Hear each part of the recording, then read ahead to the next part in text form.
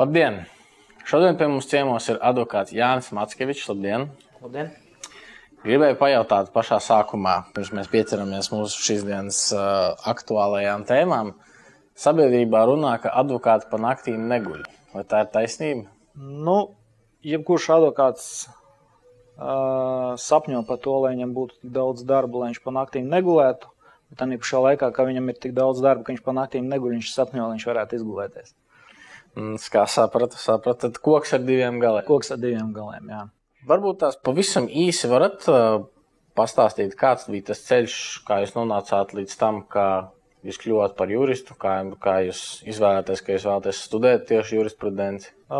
Līdz jurista diplomām īstenībā es nonācu apzināti, bet ne gluži pa taisnāko ceļu.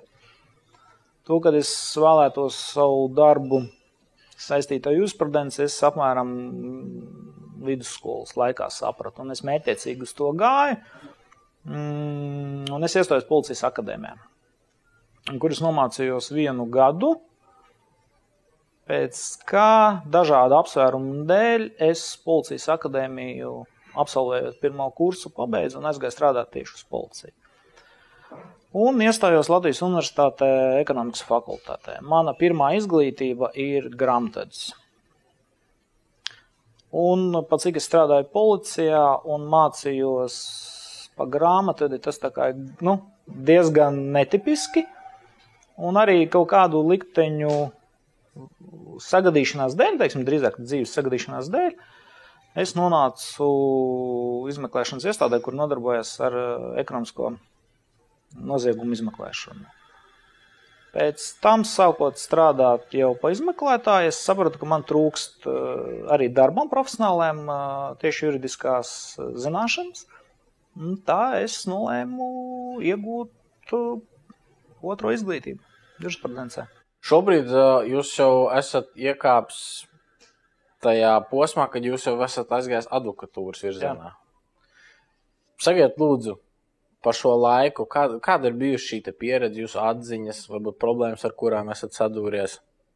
Varbūt, jā, mazliet par to advokatūras darbu. Tas arī bija mērķiecīga izvēle, uz kuru es gāju arī, var teikt, vairākus gadus, jā, kas ir saistīta ar dažādām prasībām priekš advokatūras. Un to es uzskatu kā nākošo soli, ja, savā jurista karjerai uz nākotni.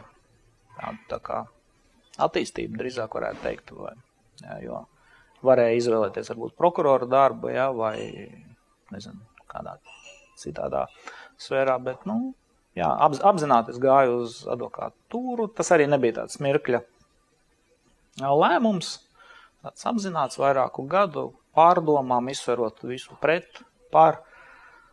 Un, šobrīd es esmu šeit.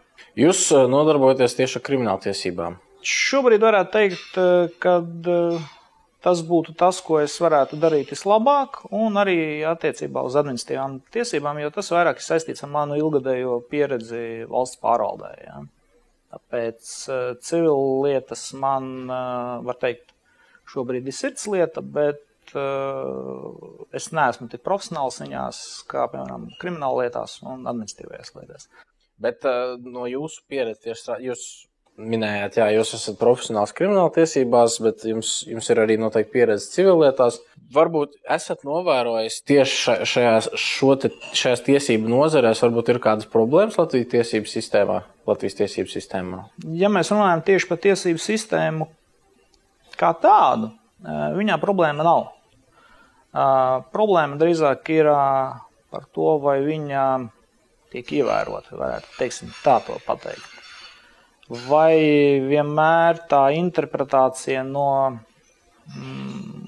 varas iestādēm atbilst tam, ko cilvēki saprota to, kas ir rakstīts likumā. Un šeit rodās tā lielā problēma parasti, ka cilvēks, klients atnāk pie maniem un saka, man ir problēma, likumā ir rakstīts tā, bet iestāde to interpretē un dara savādāk. Tad ar šo jūs gribat teikt, ka ierēģi, kas strādā šajās valsts iestādēs, bieži vien neievēro to, ko nosaka normatīvi akti. Jā. Nu, mēs nevarētu teikt tā, ka viņi klāji to neievēro, ja? Bet, teiksim, viņi to interpretē, mēs tā uzskatām. Bet tad vai izējot no tā, ko jūs sakat, nevarētu apgalvot, ka Latvijā tiesiskums nedaudz, ja tā var teikt, pieklibo? Laikam tad mēs tā varētu teikt, jā. Ir arī virknē citu kritēriju attiecībā par tiesiskumu. Šobrīd es negribu teikt apgalvojuma formā, bet ir pētījumi, kuri pasaka, ka ja valstī ir attaisnojošo spriedumu kopums mazāks par kaut kādu noteikto, tad tas ir viens no indikatoriem. Ja? Un Latvijā, ja mēs paskatāmies, tieši, ja mēs runājam par kriminālu lietām, tad attaisnojošo spriedums ir gandrīz 0. Ja? Un mēs varētu teikt to, ka, ja lieta ir nonākusi tiesā, tad notiesājošs spriedums būs gandrīz vai Gandrīz garantēts. Gandrīz garantēts, jā. Sakiet, lūdzu, jums noteikti būs arī viedoklis, ja tiešām ir šī problēma, ka bieži vien iestādes neievēro šīs procesuālās darbības, ko reglamentē kādas normatīvais akts, vai tas ir ārējais vai iekšējs. Kā tad to mainīt? Kāds būtu jūsu risinājums, varbūt tās, ko jūs varētu ieteikt? Atkal ir tāda lieta, ka rodās jautājums, kāpēc tas tā tiek, kāpēc tas tā notiek un kāpēc tas tiek pieļauts. Un šeit nevajag neko meklēt, viss tas mehānisms ir. Ir normatīvie akti, gan, kā jūs teicāt, iekšējie, gan ārējie, kuri paredz to, kam jānotiek, kad ir pieļauts kaut kāds likuma pārkāpums no valsts pārvaldes puses. Es nerunāju tagad par kriminālu lietām tikai, ja es runāju vispār par. Runa ir par to, kad ļoti bieži valsts pārvalde pasaka, jā, tur konkrēts ierēdnis kļūdījās. Un? Tad kur ir atbildība? Jā, šeit rodas pie atbildība. Lai saprastu, par ko iet runa, varbūt paņemsim kādu skandālu, kas mums pēdējā laikā ir. Tas ir saistīts ar Centrālās vēlēšanas komitejas savu darbu organizāciju attiecībā par parakstu vākšanu. Neviens jau nesaka par to, kad Centrālās vēlēšanas komisijas vadītāji būtu jāatkāpjas, vai viņi būtu jāliek aiz restēm, bet mēs visi redzam, ka tanī iestādē, acīm redzami, ir problēmas. Ja viņas ir, tad par to kāds nes atbildību. Runa ir par to, ka katram cilvēkam ir jānes atbildība. Tas nenozīmē, ka viņš uzreiz jāizmet no darba vai, tur jāieliek cietumā, bet ir virkne ierēģiem atbildības pakāpes, ja. Un šeit ir rodās tā jautājums, jā, kad tikai mēs atkal nenākam pie tā, kad pateiks, jā, Centrālās vēlēšanas komisija visa, jā, ielaida, neizdarīja, un šīs, teiksim, tāda nesodāmības sajūta viņa tīri, es domāju, jebkuram ierēdnim liek padomāt, kāpēc man to darīt, ja es to varu neizdarīt, un ja to, ko es neizdarīšu, man par to nekas nebūs. Un šeit sākās tas tāds sniega, kas saka, kupenes efekts, kad jo tālāk iet, jo tas viss apaug un tas tā kupena, tā bumba sniega paliek lielāka un lielāka. Piemēram, ja būtu kaut kāda pastiprinātāka kontrola tieši ierēģiem, vai jūs tad uzskatāt, ka tas varētu mazināt šo te, ja to var nosaukt bezatbildību? Nē, es kā vēlreiz atkārtoju, nevajag neko ne pastiprināt, ne papildus kaut ko darīt. Sistēma ir, normatīvie akti ir. Runa ir par to, ka viņu vienkārši jāizpilda. Ja tas ierēdnis kaut ko nav izdarījis, viņam ir jāpiemēro sots. Tas nenozīmē, ka viņš, kā es vēlreiz atkārtošu, tas nenozīmē, ka viņš ir jāizmet no darba, vai jāiesēdina cietumā, vai kaut kas vēl. Ir attiecībā, vai nu mēs runājam tieši par ierēģiem, vai mēs runājam par kaut kādu citu valsts pārvalžu vai tiesību sargojošām iestādēm, tad katrai šai grupai ir attiecīgs vai nu iekšējais normatīvais akts vai ārējais normatīvais akts, kurā ir izveidota un paredzēta atbildība. Ja, teiksim, ja mēs runājam par valsts civildienas, tad ir, precīzi nepateikšu šobrīd likuma nosaukumu, bet respektīvi ir likums, kurš paredz kārtību, kā tiek sodīts ierēdnis, ja, kurš ir civildienas. Tur ir virkne sodu, protams, no kuriem smagākais ir atlaišana no darba, bet līdz atlaišanai no darba ir vēl virkne sodu. Ja. Tad vienīgais, kas ir jāizdara, ir jāievēro. Un sistēma jau ir izveidota. Te nevajag neko uzlabot, pastiprināt. Viņi ir. Vajag vienkārši panākt to, lai viņa strādātu. Kā to panākt? Nu, diemžēl, laikam šeit būs atkal jāsaka tas, kad padoto var sodīt vadītājs. Tātad, ja vadītājs to nedara, tad padotais zina, ka viņš to var atļauties. Nu, jāsāk laikam ar augšām. Tad ir jāmaina vadītāji. Atkal es negribētu teikt tik kritiski, ka jāmaina. Mums ir jārada apstākļi, lai vadītāji darītu to, kas viņam ir jādara. Daudzi juridisko profesiju pārstāvi, ne tikai jūs, es nesāku tagad konkrētus vārdus šīm personām, bet daudzi šo te juridisko profesiju pārstāvi ir izteikušies, ka Latvijā tieši šī iemesla dēļ pastāv birokrātija. Kā jūs uzskatāt? Jā, mēs vienmēr varam runāt par to, ka birokrātija ir pa lielu, bet es tagad vēl pateikšu to, ka es esmu ilgi nostrādājis valsts pārvaldē, un es varu pateikt, ka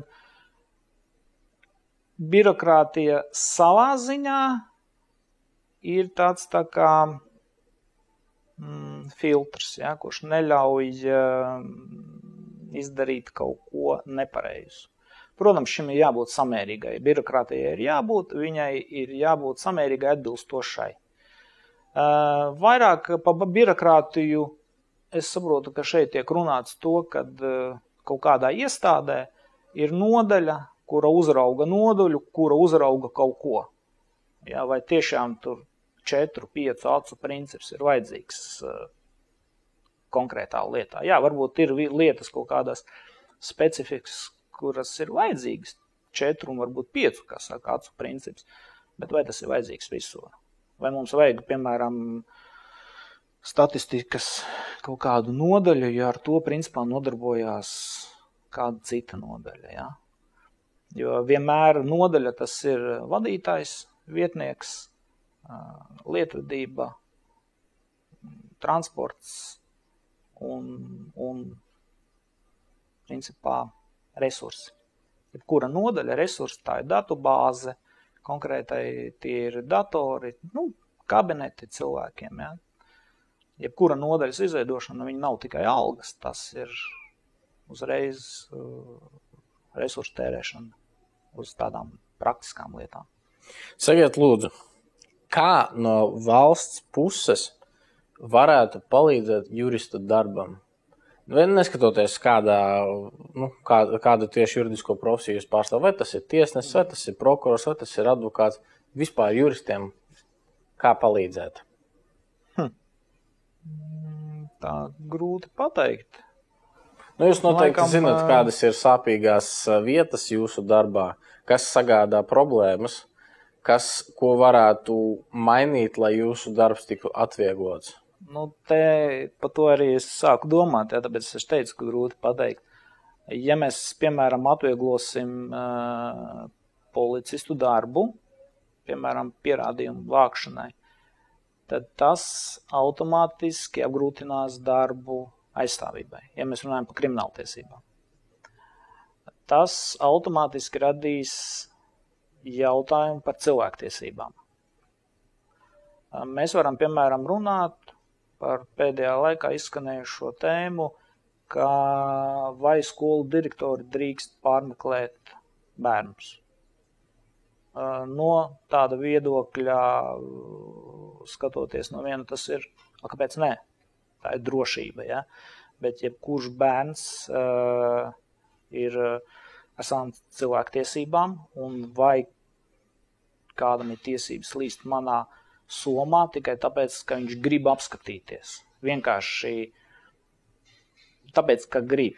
Ja, jo mēs zinām, ka pārmeklēt personu var ar attiecīgu atļauju, un tikai tad, ja tas lūgums tiek pamatots. Nevis tāpēc, ka mēs gribam. Un atkal šeit nāk tie svari. Ja mēs kaut ko vienam atvieglojam, mēs apgrūtinam citu. Te ir jāskatās, es domāju, pēc konkrētās situācijas valstī, kur vienmēr kaut kur būs jāziedo. Ja? Tāpēc, ja mēs atvieglosim, piemēram, darbu advokātiem, mēs apgrūtināsim darbu policistiem. Ja mēs piemēram, atvieglosim darbu advokātiem, tad mēs atkal varbūt prokuroriem apgrūtināsim. Ja? Atvieglosim darbu prokuroriem, varbūt apgrūtinās darbu policistiem. Un tad mēs atgriežamies to, ko mēs sākumā konstatējam, ka koks ar 2 galiem. Vienmēr koks ir ar 2 galiem, un ja mēs runājam par tiesību sfēru, tad mans uzskats, ka vienmēr ir tā svaru kausa, ja, kas arī ir, kad ir vienmēr jāizvērtē. Ja. Ja mēs kaut kādu, jo ja mēs kaut ko atļaujam, tad ir jābūt tam samērīgumam. Ja. Nobeigumā. Varbūt ir kāds jautājums, ko jūs vēlaties pajautāt man? Laikam tad... Jebkāda droši varat. Kā jūs sev saredzēt pēc gadiem 10? Šis jautājums es uzdošu tādā sakarā, ka jūs esat stipri jaunāks par manīm. Jūs esat, var teikt, paudze, kur galīgi nav saistīta ar manu paudzi, manu pieredzi. Un jā, es varbūt šo jautājumu uzdodot jums, kā jūs sevi redziet pēc 10 gadiem, laikam ielikšu arī to jautājumu. Ja jūs viņus atbildēsiet, tad jūs noteikti atbildēsiet skatoties uz to, kā visa Latvija, teiksim, attīstīsies. Bet man būtu ļoti interesanti uzzināt jauniešu viedokli un redzējumu. Jā. Vienmēr, ja man jautā šāda tipa jautājumus, es varu pateikt tikai to, uz ko es gribu tiekties, kas būtu mans mērķis. Vai tas piepildīsies, vai ne, tas atkarīgs no ļoti daudz aspektiem. Primārais, protams, ir tā mana griba un mans darbs. Bet kā es sevi redzu, pirmkārt, es gribu pateikt vēl, es to neesmu laikam teicis publiski, tas ir, ko es studēju. Šobrīd studēju arī jurisprudenci, es noteikti sevi redzu strādājot ar tieslietām, un ļoti man arī patīk, kā jau arī mūsu raidījumā tas ir novērots, runāt par politiku, iesaistīties politiskajā līdzdalībā. Tas ir laikam 2 lietas, kur es sevi redzu tuvāko 10 gadu laikā. Redzēsim, kā tas saliksies. Cerēsim, kad izpildīsies. Jā, dod Dievs, lai tas izpildās. Jums no mūsu ģenerāla atbalstītāju Kafijas pupiņas, tas ir jums. Paldies. Un vēlamies pateikt lielu paldies mūsu ģenerāla sponsoram Kafijas bankai, organizācijai Esi Gudinieks un skaistnukošanas salonam Bārbers. Paldies, ka skatījāties. Paldies, Jāni. Visu labu.